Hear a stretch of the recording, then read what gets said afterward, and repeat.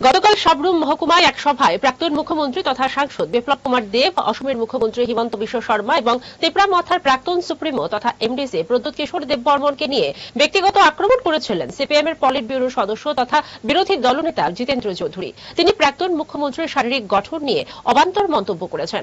তিনি ওই সভায় তির্যক ভাষায় বলেন, যে যত লম্বা হয় তত বেকুব হয়। এই মন্তব্যের জেরে আজ সাংবাদিক সম্মেলনে বিরোধী দলনেতাকে একহাত নিলেন কৃষিমন্ত্রী রতনলাল নাথ। তিনি বলেন, জিতেন্দ্রবাবুর মতো দৈহিক দিক দিয়ে যাদের উচ্চতা অনেক, তারা বেকুব এবং বুদ্ধিহীন। তাহলে দেশে এবং দেশের বাইরে এমন অনেক কমিউনিস্ট নেতা রয়েছেন যাদের উচ্চতা সাংসদ বিপ্লব কুমার দেব থেকেও অনেক বেশি। তাহলে তারাও কি বুদ্ধিহীন বলে প্রশ্ন করেন তিনি। তার অভিযোগ, তিনি সারা বিশ্বের দৈহিক দিক দিয়ে লম্বা ব্যক্তিদের অপমান করেছেন। তাহলে তিনি সিপিএম এর প্রাক্তন পলিট ব্যুরো সদস্য মানিক সরকারকেও অপমান করেছেন।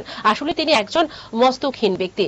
তিনি যদি সুস্থ ব্যক্তি হয়ে থাকেন তাহলে অবিলম্বে অসমের মুখ্যমন্ত্রী থেকে শুরু করে সাংসদ বিপ্লব কুমার দেব এমনকি তেপরামথার কাছেও ক্ষমা চাওয়া উচিত বলেন শ্রী রতনলাল নাথ। যদি মানসিক রোগে আক্রান্ত হলে তিনি হাসপাতালে চিকিৎসা করা দরকার পরামর্শ দিলেন মন্ত্রী রতনলাল নাথ।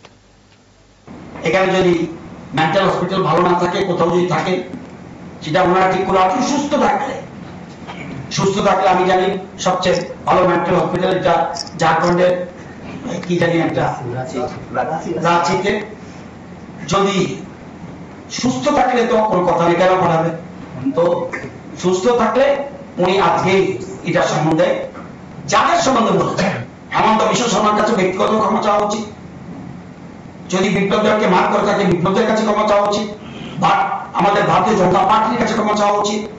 তীব্রতার কাছে ক্ষমা চাওয়া উচিত এবং রাজ্যবাসীর কাছে যারা দীর্ঘ বডি ফিজিক্যালি যারা লম্বা, সারা রাজ্যে এবং সারা দেশের প্রত্যেকের কাছে ক্ষমা চাওয়া উচিত।